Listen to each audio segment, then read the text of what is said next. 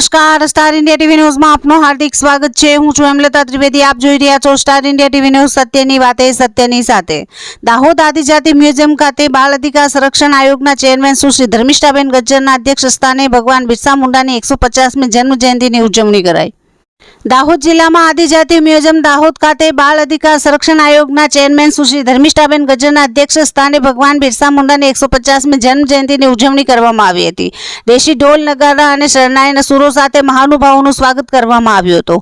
ગુજરાત સરકારના બાળ અધિકાર સંરક્ષણ આયોગના ચેરમેન સુશ્રી ધર્મિષ્ઠાબેન ગજ્જરે આ પ્રસંગે સૌને ભગવાન બિરસા મુંડાની જન્મ જયંતિની શુભેચ્છાઓ આપતા કહ્યું હતું કે સરકાર આદિજાતિઓ માટે આર્થિક, સામાજિક અને શૈક્ષણિક ક્ષેત્રે આગળ આવે એ માટે સતત પ્રયત્ન કરી રહી છે। આઝાદી માટે લડત ચલાવી પ્રકૃતિના પૂજક અને જળ, જમીન અને જંગલના રખેવાળ એવા આદિજાતિઓ માટે પોતાના પ્રાણની આહુતિ આપી હતી। આદિવાસી સમાજના સર્વાંગી વિકાસ માટે અનેકવિધ યોજનાઓ અમલમાં મૂકી ગુજરાતને આદિવાસી સમાજના વિકાસના સર્વગ્રાહી પ્રયાસો આદર્યા છે। તેમણે ઉમેર્યું હતું કે કેન્દ્ર સરકાર તેમજ ગુજરાત સરકાર આદિજાતિઓના વિકાસ માટે અનેકવિધ યોજનાઓ થકી આદિજાતિઓને સહાય કરવા માટે કટિબદ્ધ બની છે।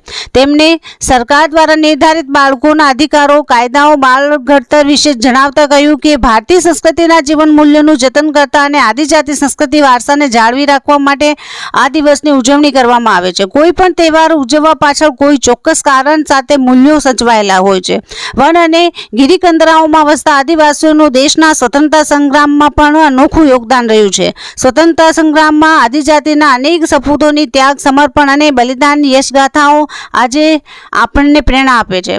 આ દરમિયાન દાહોદ ધારાસભ્ય શ્રી કનૈયાલાલ કિશોરીએ જણાવ્યું હતું કે આજનો દિવસ 3 શુભ દિવસની ઉજવણી સાથે થઈ રહ્યો છે। પવિત્ર શ્રાવણ માસ, રક્ષાબંધન તેમજ આદિજાતિઓના ભગવાન બિરસા મુંડાની જન્મ જયંતિ 25 વર્ષની ઉંમરે જળ, જમીન અને જંગલ માટે લડત ચલાવી શહીદી વહોરનાર બિરસા મુંડાએ આદિજાતિની કુખે જન્મ લઈ આદિજાતિઓની સાથે અન્ય સમાજ માટે પણ લડત ચલાવી હતી, જેની નોંધ લઈ આપણી સરકારે ભગવાન બિરસા મુંડાની જન્મ જયંતિ ઉજવવાનું નક્કી કર્યું છે। આજની સરકારે આદિવાસીઓને મુખ્ય પ્રવાહમાં જોડી આદિવાસી વિસ્તારોનો સંતુલિત અને સમુચિત વિકાસ કર્યો છે। વધુમાં એમણે ઉમેર્યું હતું કે સરકારે આદિવાસી બાંધવો માટે વનબંધુ કલ્યાણ જેવી મહત્વાકાંક્ષી યોજનાના નક્કર અમલીકરણ દ્વારા આદિવાસીઓને મુખ્ય પ્રવાહમાં જોડી આદિવાસી વિસ્તારનો સંતુલિત અને સમુચિત વિકાસ કર્યો છે। આજે હરખનો દિવસ છે એવી લાગણી વ્યક્ત કરતા જણાવ્યું કે પ્રવર્તમાન સરકારે આદિવાસીઓને મુખ્ય ધારામાં જોડવાનું કાર્ય કર્યું છે। આજનો દિવસ આદિવાસીઓનું રક્ષણ અને અધિકારોનું સુનિશ્ચિત કરવાનો દિવસ છે। ભગવાન બિરસા મુંડાની ઉજવણી પ્રસંગે ઉત્કૃષ્ટ કામગીરી કરનાર શિક્ષકો તેમજ શ્રેષ્ઠ દેખાવ કરનાર વિદ્યાર્થીઓનો ઉપસ્થિત મહાનુભાવોના હસ્તે પ્રમાણપત્ર આપી સન્માન કરવામાં આવ્યું હતું।